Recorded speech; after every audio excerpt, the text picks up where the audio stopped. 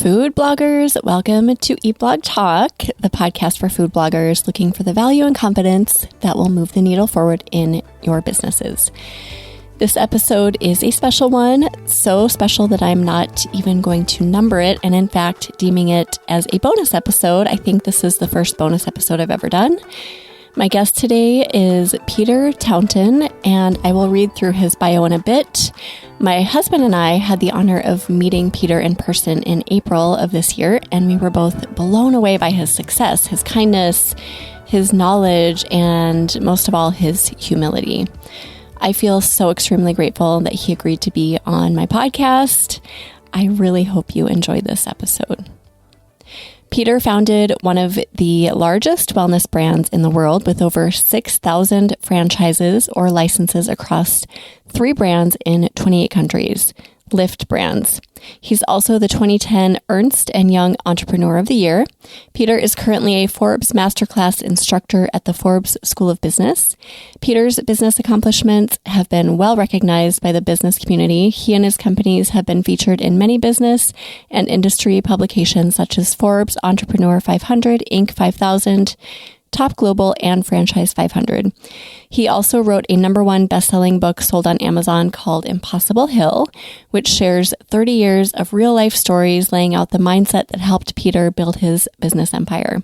He is ever committed to coaching and inspiring people in both their business and personal lives as they navigate through life, striving to light the fire within and make their impossible dreams possible. Welcome, Peter. It is such an honor to have this chat with you today. I know. Okay, so this is how I start every one of my interviews. I am going to not give you any prep for this, but I like to ask people for a fun fact about themselves. So something that maybe is not widely known about you, something fun that is, I don't know, it can or cannot be related to business. It's totally up to you. Sure. Oh, I've got one for sure. All right, let's hear it. My fun fact is I've never used a cash machine in my life. I've never used an ATM machine in my life. Oh, you've never used an ATM machine? Ever in my life. In fact, when I go into the banks, they always ask me, what's my PIN number? And I say, I don't have a PIN number. And they go, well, everybody has a PIN number. And I go, no, I don't. What would you need one for? She goes, well, if you ever use an ATM machine. I said, I've never used an ATM machine. They go, you've got to be kidding me. I said, no, I never have. That's impressive. So you must do you just get your money out of the bank and plan ahead? You know what? If people owe me money, I tell them pay me in cash. I mean, honestly, I tell them pay me in cash. So I've always got cash. I always have had cash, and so I've never needed it. Wow. If I did, I would just go to a bank and grab it, I guess. Right. Oh, I love that. Okay, I've never gotten that fun fact, so that's great. Right. And then my husband, Dan, and I are huge fans of yours. So we follow you on Instagram. And he was just mentioning this morning that I needed to ask you about your cooking class in Italy. Since you're talking to food bloggers, we're interested in hearing how that went. Any fun takeaways from that? You know what? I mean, my girlfriend and I had a great time. And the people there were so inviting. It was a husband and wife and then the two of us. There was just 4 of us. And they had this amazing setup in this cabana trellis type setup, a full outdoor kitchen area. So it was very comforting and inviting. And this particular couple had not only amazing cooks, but they had their own gardens. Everything was picked fresh. Wow. And they had their own vineyard. So they produced their own wine. And it was just really an all-inclusive. So I really appreciated the vertical integration that they had and they really brought the garden to the table mentality. It was really cool to experience that. But as always, I mean, the pasta over there is next level, right? And I don't know if it's in the flour that they use for their pasta. I have no idea why it's so non-filling, it's not so heavy and it tastes fantastic. I can't figure it out. Maybe it's a question for you. Yeah. Oh, I don't know the answer, but I do know a few food bloggers who are just like true Italian cooks. So I'm sure they would know. I wonder why, and maybe you can, but I wonder why we can't seem to buy fresh pasta like that here, right. why you can't get that feel here. Right. And you always hear that people with gluten intolerances can eat the pasta over in Italy. So I always wonder why that is as well. Yeah. Sorry. Yeah. But it was, we had an amazing time. They were very gracious hosts. We had some great laughs, and it was fun. I enjoyed it. Highly recommended. That's awesome. Yeah. Okay. We want to glean some wisdom from you, Peter. You are so accomplished and successful in so many stretches of the imagination. I just love your story because you come from humble beginnings, and you always taught, like, I have your book here, Impossible Hill. Yeah, thank you. And we've read through it a couple of times. And one thing that you talk about a lot is that that you have built your success from the ground up. Mm-hmm. So I would love to ask you, do you have any tips for sticking with a project that you want to turn into a business? Because I think that sticking with it is it's a necessity if you want to be successful. So can you talk about that a little bit? Sure. It's so important. I get this question asked all the time. People love the idea of being an entrepreneur, and I do as well. They love that thought, the mindset of being their own boss.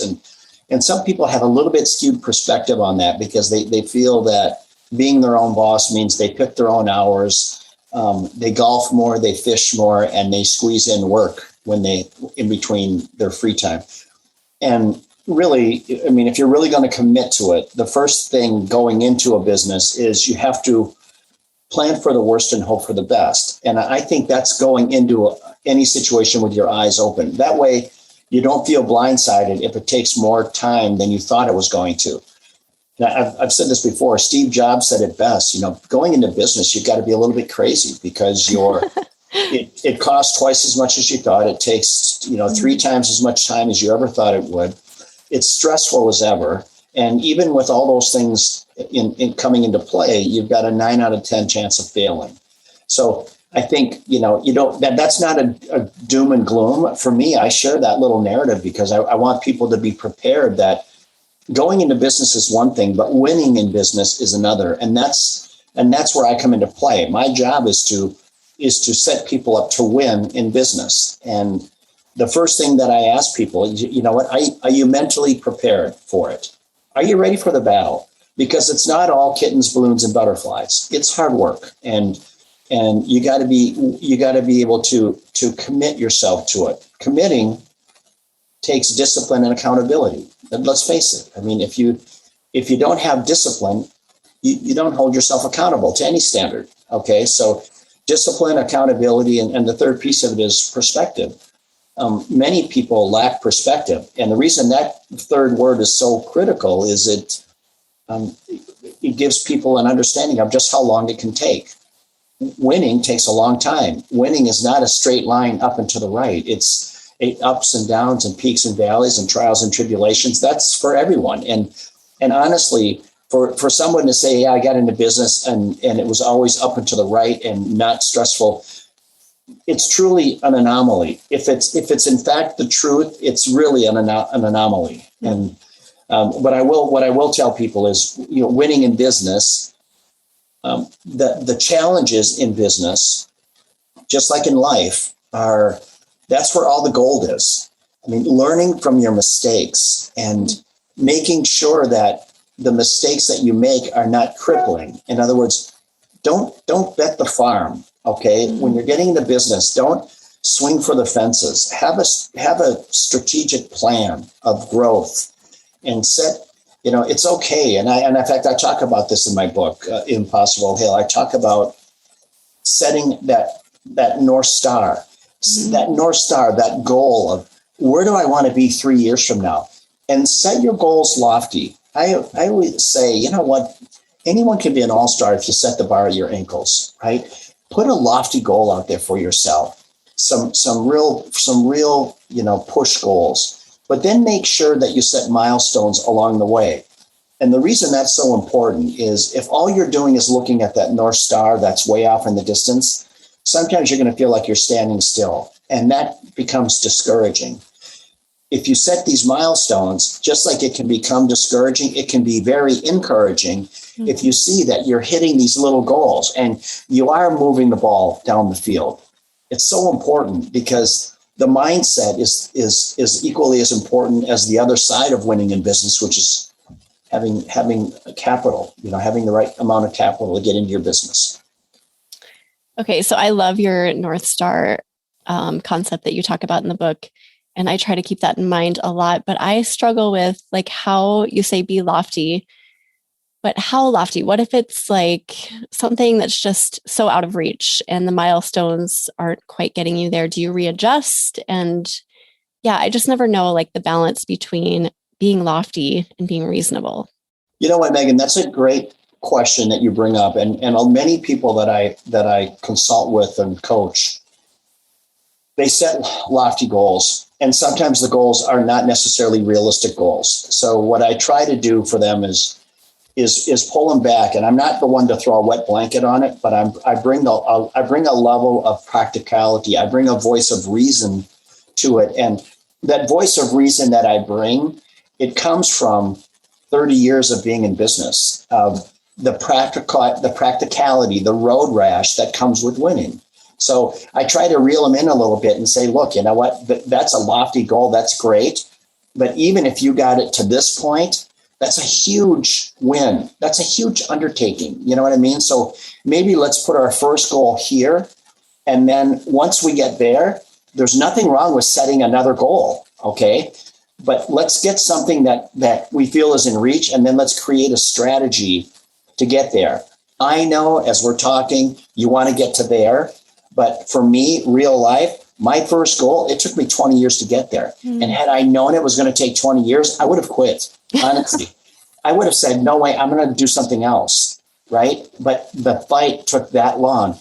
Now, I was winning along the way, and those little wins kept me motivated and inspired. And it was through that inspiration of winning that kept my nose to the grindstone. What was your first goal that took you 20 years to get to?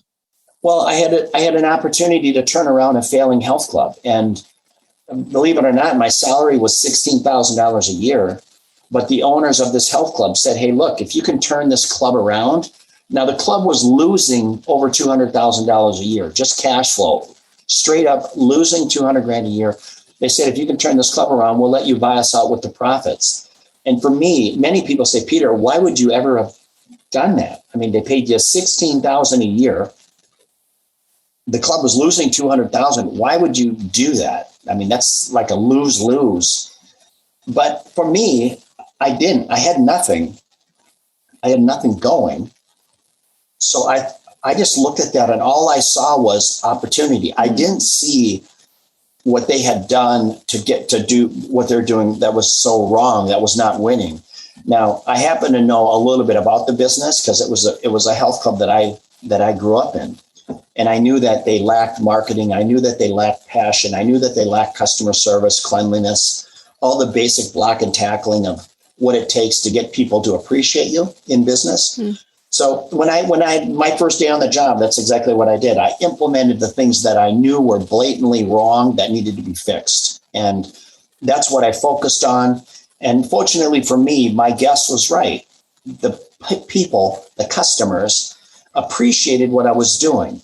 Even though there were small things, we didn't have a budget. I wasn't going out and buying a bunch of new equipment because there was no budget. Okay, the club was losing money, but they appreciated my extra effort to keep the club clean, keep the equipment in as good of working order as I could, but most importantly, treat the customer with love and respect, which made them feel appreciated. Like they knew that I appreciated their hard-earned money spent on my club.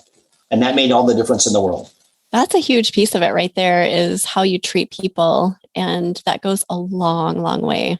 It's true in everything. And you know what? I see it in business all the time. People think that they're going to bring this new business into a market. And they say, hey, Peter, this market, it lacks any competition. The only competition is there has been this one business. They've been there for the last 25 years. They're tired. They're dilapidated. We're just going to go in there. We're going to crush them. And I always tell them, never underestimate the loyalty that customer base might have, because it's not so much what's in those four walls. It's the community and culture that owner has created with his customer base. He goes above and beyond. And that's not easily uprooted. And many times people miss that element of customer loyalty, especially when you have the hometown hero running the business who's been a part of that community forever. And you think you're going to come in and just kind of wipe them off the mat. It never works as easy as you think. Yeah. You touched on mindset a little bit, and I know you're a huge believer in just implementing positivity into a business and into your life, really. So can you talk about that, how a mindset can affect your business, either positively or negatively? Yeah, you know what? I was doing an interview here. This is a couple of months ago, and somebody said, "Peter, what's your thoughts about manifestation?" And I said, "Well, I think to an extent it's a little bit bullshit." Right? and I tell you, and then I prefaced it by saying, "Hey, look, it's a little bit BS because so many people think they sit back and they go." Some people say, "Oh, Peter, just dream it and it'll come." It just doesn't work that way. Okay. I'm all about visualizing it. I'm all about that. Don't get me wrong. Visualize it. Okay. See it. See yourself there. I get it. Second step, let's create a plan. Let's create a plan of action, just like we spoke about earlier. The third piece is the most important one. You've got to make the jump. And there's so many times that I talk to people, they go to all of this effort. They visualize it. They create this elaborate plan. They put milestones along the way. They've done everything right. But the one thing they never did was the most important piece. They made the jump. And that's where that's the courage. That's where it takes courage, because it can be a little bit nerve-wracking making that jump, whatever it might be, whether you're jumping out of a relationship, whether you're jumping into a new job, into a new business. All of those things are nerve-wracking. Perfectly normal. Why? Because you're doing something you haven't done. That's going to bring anyone a moment of pause. But the moment of pause, it's not divine intervention. It's just a natural reaction of doing something you've never done before. That doesn't mean don't do it. Do you know what I mean? People say, "Oh, that's divine intervention." No, it's not. You're just nervous. So take a deep breath. You've got this. Now let's go. Okay. And still, even with all those hoorah moments with people trying to get them to make the jump, at the end of the day, they've got to make the jump, because I'm not going to make the jump for them. Right. And, you can say all the things you want to, and I can't give you a future of no uncertainty, because none of us have that. Okay. So it's going to be uncertain, but learn to embrace that uncertainty. That doesn't make it wrong. Just have the stomach for it and just understand it's perfectly natural, perfectly normal. You're not different. You haven't been dealt a bad hand. Every business goes through some of this stuff, and that's part of the ride, and learn to embrace it and enjoy it. That is gold right there. I love that, because it is hard being an entrepreneur. A lot of our lives are uncertain, especially when a pandemic rolls around and blindsides us. I mean, you know that better than anyone, right? With Snap Fitness and in-person fitness center, I'm sure that wildly impacted your business. It did. I mean, at one point, we had thousands of our clubs closed around the world. We're in 28 countries. Thousands. I mean, at one point in time, every door was locked, and it wasn't you didn't have a choice. You couldn't unlock your door and say, "Look, I'm just going to unlock my door and I'm just going to freewheel it here." It was not. It was government mandated. So you had no choice. And when your doors aren't open, you can't charge your customers. Now you have no revenue. If I don't have any revenue, if my franchisees don't have any revenue coming in, I can't hardly charge them the royalty that we deserve. So it just trickled right down the line. They didn't charge their customers. We didn't charge royalties. So everybody sat in this holding pattern, and it literally cost us north of $10-15 million. Wow. Really, it was legitimate cash going out the door with no chance of recovery, just to keep the lights on, just to keep our corporate staff employed. It was a tough time, very tough. How did you deal with that mentally? That had to be draining or worrisome. I don't know. Did you? It was worrisome. No, you know what? It was very worrisome, very concerning. But fortunately for us, we had We had bankers, our bankers, participated in that, uncertainty and challenging times. What we were feeling was being felt across the entire country. Every business owner that was serving the public was experiencing the same thing we were. So all of us were in it together. If there's any silver lining in that time, it was that we were all in it together, and we knew that there had to be a solution. We were not going to find our way out of it without some financial help from government and our bankers. And fortunately, everyone stepped up. Had they not, we stepped up, the bankers stepped up, government stepped up, and had they not done that, it would have decimated, this country like you can't imagine. It was a really tough time. How is Snap Fitness doing now? Have you guys recovered? Are you back in full force? Yep, we're back. All of our stores are open. Business is good. We're selling franchises, opening stores, but it'll take a while to get back to where we were pre-COVID. Yeah. Just because when you're out of the game for 2 years essentially of just one mandate, mask. If it wasn't the damn mask, it was trying to police vaccinations. It was just absolutely, and it got to the point where it was absolutely ridiculous. Oh my gosh, good for you for rolling with that. I cannot imagine having an in-person business that you had to manage through that time. It was so frustrating. Megan, you can't imagine. It was frustrating for us at the corporate level. It was frustrating for every one of our franchisees, and everybody, quite honestly, was completely fed up with it. So I was in Puerto Rico. I met you in Puerto Rico, actually. Yeah. And you had mentioned it there. And Dan and I were like, what is this Nautica Bowls thing? Because you mentioned it was in the Twin Cities. So we looked it up. We've been going every week since. It is so delicious. So tell us a little bit about Nautica Bowls. Yeah. So when I got involved with that company a couple of years ago now, just meeting the two founders, and to make a long story short, I'm equal partners with the two founders, created a franchise concept around this concept, made a few changes to it, but and then rolled it out. What I loved about it is the relevance of the product. And this is good for all of your listeners and followers that, look, if you're going to get into business, if you're going to try to build a business out of your blog, your food blogs, okay, if that's the path you want to head down, you have to almost think of it like I did. I said, okay, if I'm going to be in the acai bowl space, how do I thin myself from the herd? Because it's so important that you can separate yourself from everyone else that's doing what you do. Mm-hmm. So for me, it was, what is my bowl? Well, my bowl, it's going to be plant-based. It's going to be dairy-free. It's going to be gluten-free. And by the way, it's organic and no refined sugar. So for me, I had no desire. I'm not serving sugar bombs. Okay. I'm not dessert. I don't compete with Ben and Jerry's. I serve acai bowls, which is a meal replacement. Okay. My bowls are full of superfoods. So, and the relevance of it is right what I mentioned, just plant-based, dairy-free, gluten-free, just those three. Anybody who's leaning down a path of making a healthier eating choices, those are the first three things they move to. Okay. Now, the fact that I'm organic and no refined sugar is just the cherry on top to what is already the right product. Okay. So I knew I had the right product. I knew the product had to taste great. So it tastes great. It looks great. The flavor, the texture. So I knew that's my go-to market. That's my strategy.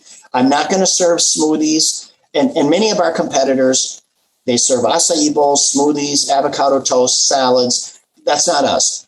All we do is acai bowls, and we do it better than anyone else. The fact that we're so streamlined allows us to go into a 750 to 1,200 square foot space. I just take a small little space and just serve the best bowl on the planet. It's healthy. It's superfood. And I always tell people, hey, look, it's not what you take in the front door. It's what you take out the back door. Because people say, how much money are you making? Well, who cares how much money you're making? If I make $100,000 a month and my operating expenses are $95,000 a month, I've got one foot on a banana peel. Do you know what I mean? Anything goes sideways there, I'm upside down. So I tell people all the time, and I don't care if I'm talking health clubs, my core business growing up and for the last 30 years, I don't care if it's acai bowls or gyms, right? The reality of it is, I don't care what you take in the front door. It's what you take out the back door. Our businesses are very profitable. They're very simple. They're very relevant. And that's what I do. I mean, let's face it, in less than a year, I've awarded over 100 territories. And I've got, by Christmas, I should have 40 to 45 stores open. And I should have awarded probably 150 or so territories by Christmas. Wow. Yeah. So we're well on our way. It's no surprise to me. This is exactly what we set out to do. And next year I hope to open 80 new stores. So by the end of 2023, I should have 120 stores open and I should have roughly 250 licenses sold. That's my goal. So how do you discern what is going to be a success and what is not? After so many years of being in business, I'm sure you have like little things that kind of tell you yes or no. Yeah, it's relevance. It's product relevance, and I always make sure for me that it's not a little pet project of mine. Okay, and I see this. Honestly, I've had the privilege of meeting so many amazing people over the years since I've been consulting, and look, I admire people's passion for what they do, and no one likes to hear their baby's ugly. But that's my job. My job is to say, hey, look, I love what you're doing here, but this is your baby. You are the business. Okay. There's no scale to it. If I pull you out of this business, there's no scale to it. So you are the business. That doesn't make the business wrong, but it's going to be very difficult unless we make some dramatic changes to this business to make it scalable without you being the glue to this business. So for me, I look at, is the product relevant? Yes, it is. Is it scalable? Meaning, can I put one here and one in California and one in Texas? And can I keep the consistency of the product the same? Do I have distribution? Do I have all these? So these are all things that I think about if I'm going to get into franchising. Okay. And that's what I'll do. I'll look at businesses all the time and I'll say, look, this is a business, we can franchise it, but we're going to need to make some changes to it. And most of the time people listen to it. Yeah. Does that carry over, do you feel like, to an online business like food blogging, where we aren't necessarily franchised, but I feel like a lot of us are our businesses, really. We are our brands. So how is that different? Or if I were going to be a food blogger, okay, going into a space where there's a lot of it, okay, there's millions of you out there. Yeah. Okay. If it were me, I would try to say, here's what I like. I would put my profile out there saying, this is who Peter Taunton is. These are the things that I like. And these are the things that I look for. So then what am I doing? I'm trying to get people to relate to me saying, look, you know what? I like the same things Peter likes. Okay. So for instance, some people love, very rich French cuisine. Okay. And that might be their sweet spot. And other people like Midwestern comfort food. Okay. More relaxed atmosphere, bigger portions, good value, great flavor, good value, good atmosphere, laid back atmosphere. I can roll in there with a t-shirt and faded jeans and be perfectly comfortable. Okay. So I would create this profile of who I am and what I look for. And then once I've created that profile, then I would go into the open marketplace and say, look, I'm not just another foodie. I'm not for everyone. This is what I look for. This is what I love. And this is what I'm going to bring to you. I'm going to bring you greatness within the wheelhouse of what I love. And that's what you love. Okay. Get in my car and she thinks, I don't know. Okay. Cute. Oh, cute puppy. Yeah, she's my gardener's leaving, and she's apparently running down the driveway after. Oh my gosh, stay so safe. She's got to stay inside for a little. So that's what I would look for. That's what I would look for is, I would create my own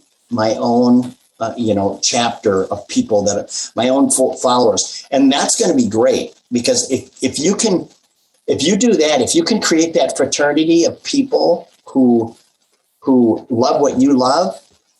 Now you've got really dedicated, committed followers because they love exactly what you're doing. They love what you're about. And they know everything that you're going to show them is rich in value. Okay.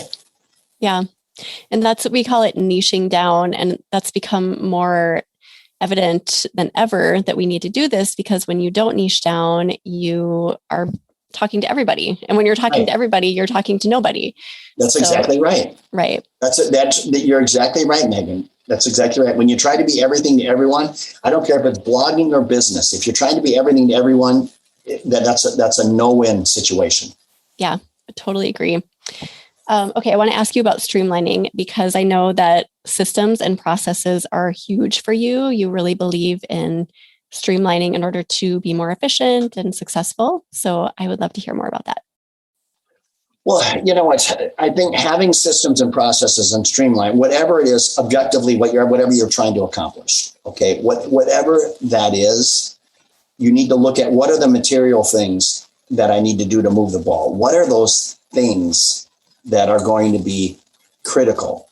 And you have to identify what those things are, and then create a plan of action, a course of action. I mean, for me, when I'm starting a business or starting a franchise, whatever it might be, I know what the big movers are.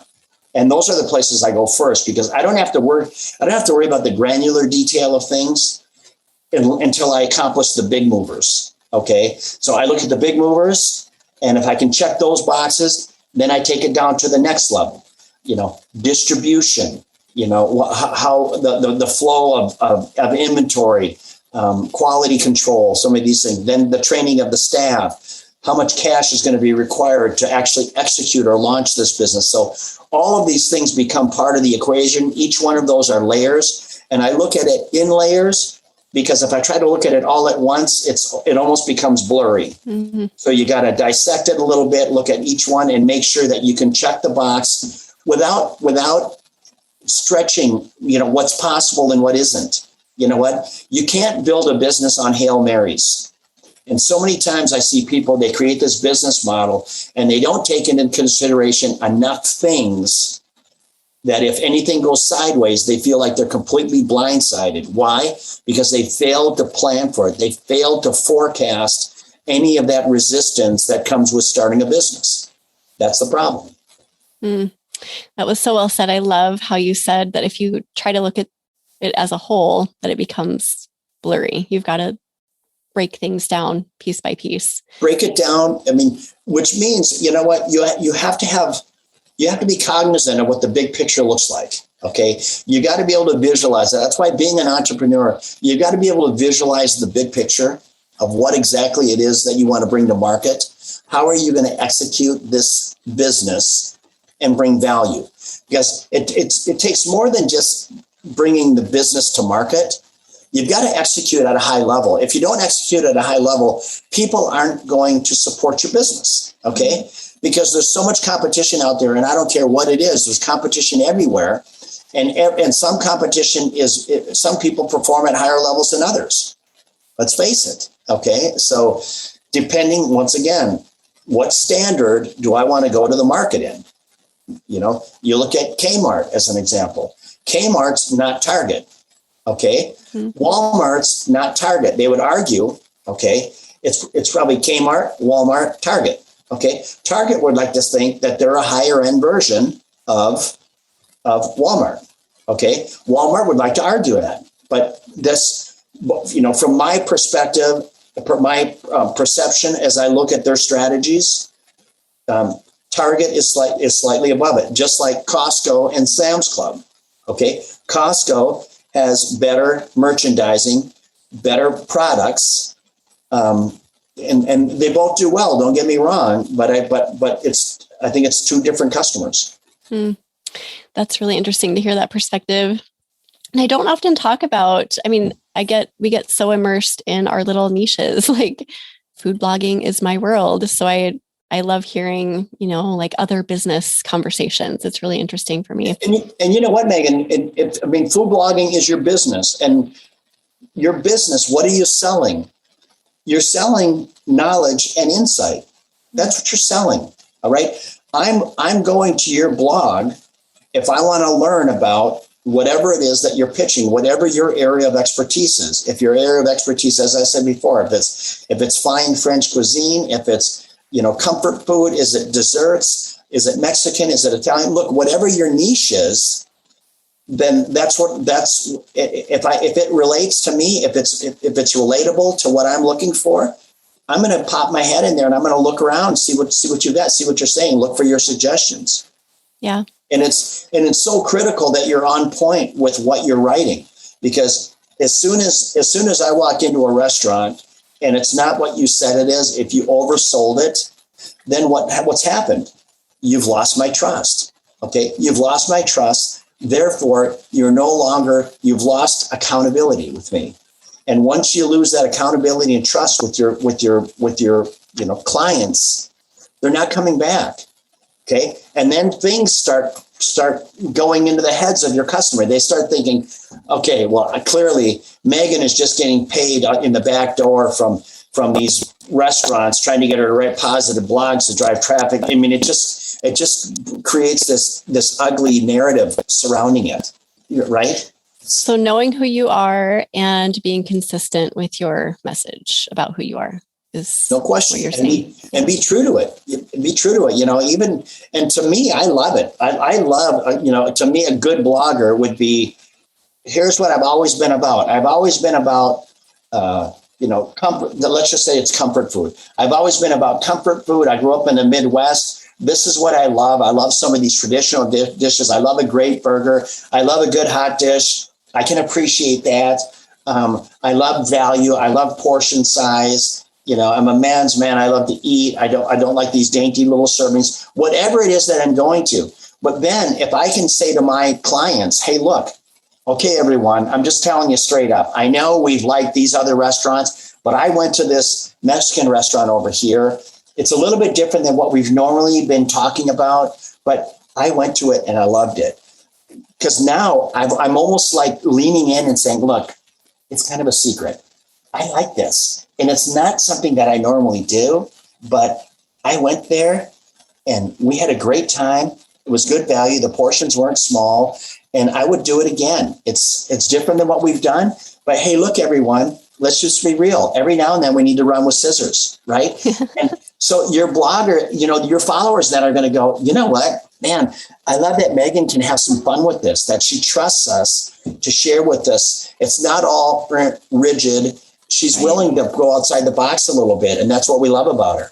That can be just as powerful if you're a blogger, because you're trying to be, you want to be relatable. Okay. So important. Yeah. Well, without probably ever having looked at my blog, Peter, you just described exactly what I do. So comfort food, portion sizes, great food. I don't worry about calories. And occasionally I talk about things like my favorite spicy Mexican dish or a margarita. Yeah. So that was funny as you were talking. I'm like, you just nailed it. No, I'm glad. Well, it's great. And that's, and then I'm sure that is what your followers appreciate about you, that you're not so rigid in your thought process, that you're, as a blogger, you should be evolving too. Okay. It's equally as important. Otherwise, you're just talking about the same thing. Your message becomes stale and complacent, and that's not a way to continue to grow. I think as a blogger, and this goes for all of your blogger followers out there, you've got to constantly be measuring yourself. And if you truly want this to be a business, then you got to be always trying to level up, always leveling up on who are your guests that you're bringing in. Your guest speakers, what's their range of knowledge and validation, and all of those things are become part of it, because the more value you can bring to your listeners, the more listeners you're going to get, because you're trustworthy and you're bringing nuggets of gold to them. Oh, I love that. Thank you for saying that. Yes. Leveling up is a goal. Like, I'm always trying to level up. That's why you're here today. So thank you for being here. You know what? I say this all the time. It's like a shark. If a shark isn't moving, it dies. Okay. A shark never stops moving. All right. So you have to continually move. You got to constantly be moving, be thinking about what is my thing. And that doesn't have to be pressure that you're putting on yourself. that's just part of the game. Okay. And I think a way to get your head around that is saying, look, as a goal, as a person, you should be looking to level up in everything that you do. You should always be looking to learn something every day. That's just part of living. You know, you hear this all the time with older people. They say, man, I don't want to ever retire. I'll die when I retire. Well, look, there's some level of truth to that. It's not so much that they're going to die, but what happens is they leave what was stimulating them every day, their purpose. And now they get up and it feels like everyone else is going to school and they're staying at home. Some people never fight their way out of that. Some people never say, hey, look, I'm going to go do something else now. They just sit there and just kind of wither. It's not healthy. In today's day and age, you don't have to do that. Okay. So many people have found great occupations working from home. I mean, even in my companies, some of my companies, we probably have 30 to 40% of our staff back in the office. And if I went back to those companies and said, look, effective September 1, everybody, we're going to be back in the office full time, just like old days. I think I'd lose half my staff. No joke. I'd lose half of them. And that's on me, because I can tell you straight up, it forced me as a business owner to embrace that the culture, the dichotomy of the corporate life, office lifestyle has changed. There's been a paradigm shift in that, and you no longer are going to evaluate people on how many hours they put in the office. It's going to be more performance based. How much work? What's the trajectory of the work that they're able to complete? What's the quality of the work? What's the output of the work that they can do? And quite honestly, if you can do 30% more work on 25% of the time, who am I to question that? And that's what people. That's where some of these CEOs and C-level employers have needed to make a change. They need to understand, hey, look, quit looking for people's butts to be in the seats in order for you to measure how dedicated or committed they are to their job. That's no longer relevant anymore. It's purely performance-based. And people that don't embrace that, honestly, they're long in the tooth. It's time to move them out. Yeah, I love that you are embracing that, because I was just talking to some family members over the weekend who were saying that their employers were making them go back into the office, and they said that like 30% of the people were gone. They just leave. So yeah, you have to roll with that. You got to roll with it. You got to adopt it. I mean, that's the new world. I did a bit with that for Forbes on what I think the corporate lifestyle looks like in the future. In fact, with Nautical Bowls, I told them, look, my own goal, my goal is to build a $200+ million company, Nautical Bowls, to build a $200+ million company, and I'm going to do it without a corporate office. And they say, and I say, you watch me do it. And because you don't need the brick and mortar, that's not the validation people are looking for. Validation from my franchisees, validation is, I'm going to show you, you're going to pay me your hard-earned money for the concept. I'm going to build out your store. I'm going to help you find a location. I'm going to build out your store. I'm going to teach you how to make a living in this space. And that's the validation. The validation you're looking for is, does the business make money? Are you profitable? Are you living the American dream? At the end of the day, my validation rests on the shoulders of my franchisees. I'm teaching them how to make a living. I'm teaching them how they can work and live the dream, be their own boss, right? That is what they paid for. They paid for me to teach them how to make a great living selling acai bowls one at a time and having fun doing it. Oh my gosh. I love how you think differently, how it's not just, this is how it's always been, so I'm going to continue this. You think about new strategies and new ways of thinking around problems. I think that's great. That's the society that we live in. You know what? You've got to be a thinker, and you've got to have your ears and eyes open, and you've got to be able to pivot, when it's warranted. And that's time. COVID exponentially speeded up this whole process of where the workplace is. I tell you what, I don't think we're terribly far. I don't think we're terribly far from a 4-day work week either in this country. I really don't.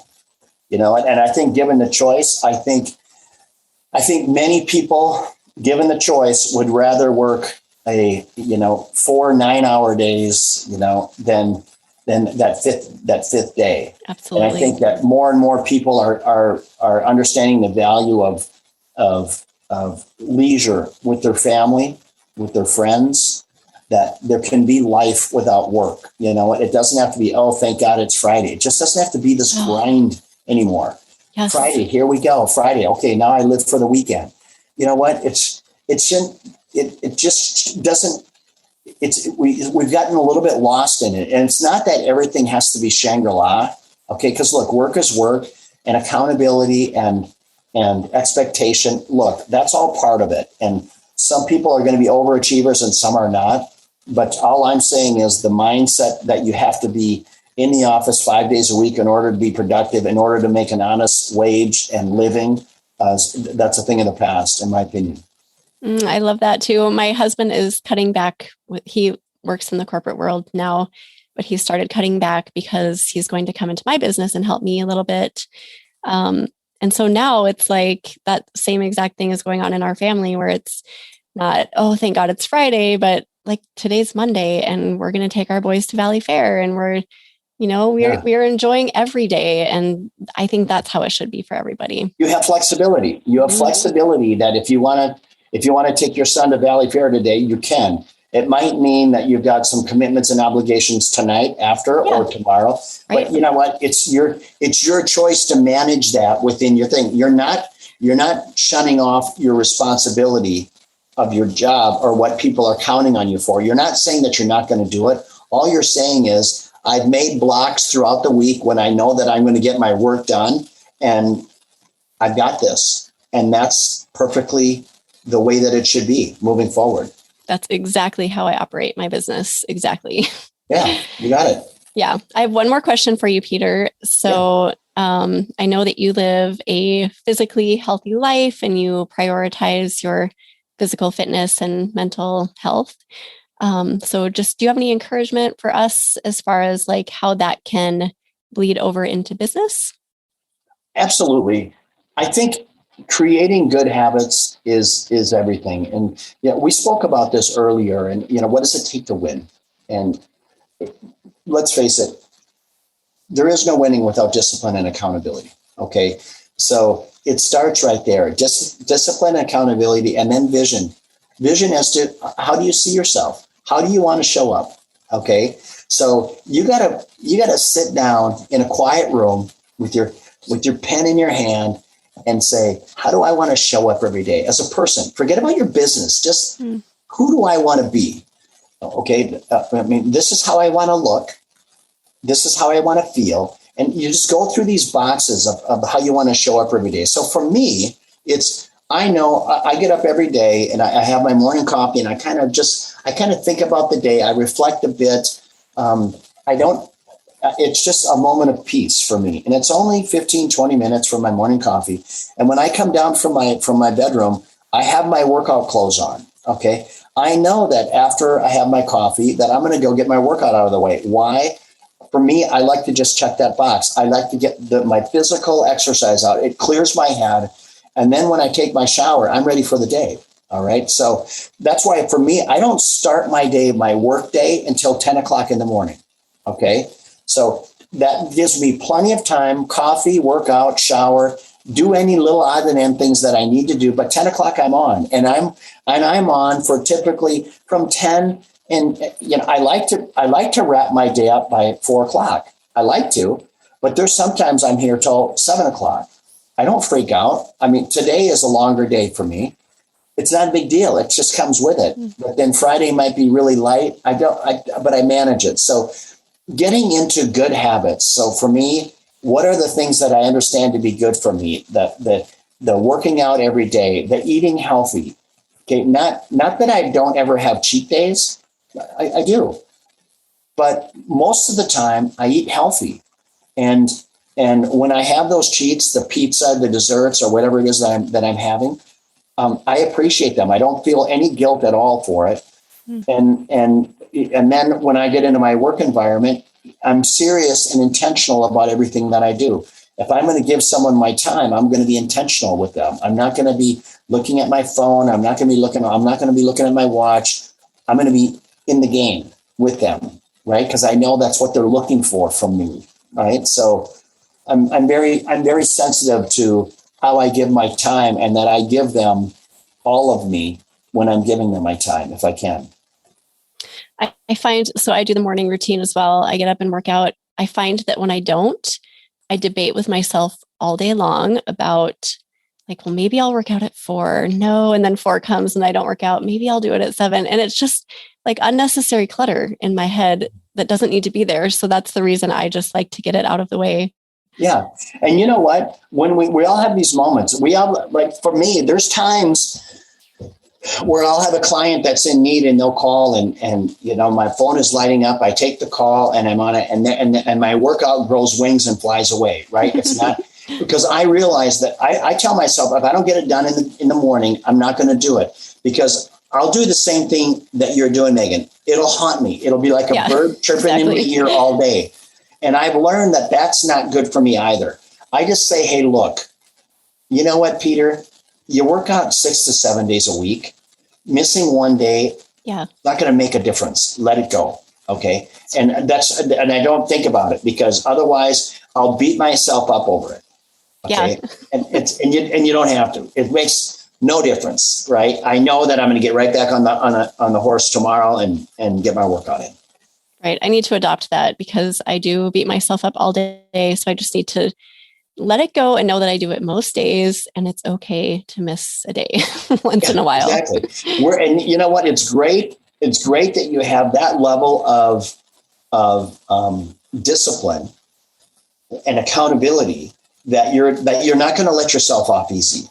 All right. And the antithesis of that is you don't have any of those things. And instead of working out, 5 to 7 days a week, you work out 2 to 3, and you look at yourself like, oh, it's the same. It's not the same. Okay. So you're going to miss a workout here and there. No big deal. Everyone has a different level of accountability that they hold themselves to, their own standard. One's not better than the other, but don't tell me that you're doing it every day but you do it 3 days a week. Right. And, I people all the time that, they'll say, Peter, they'll complain about something, and I'll listen to them for a while. I know where the truth lies. And I tell them, look, you can't bitch about the result if you're not willing to put in the work. Okay.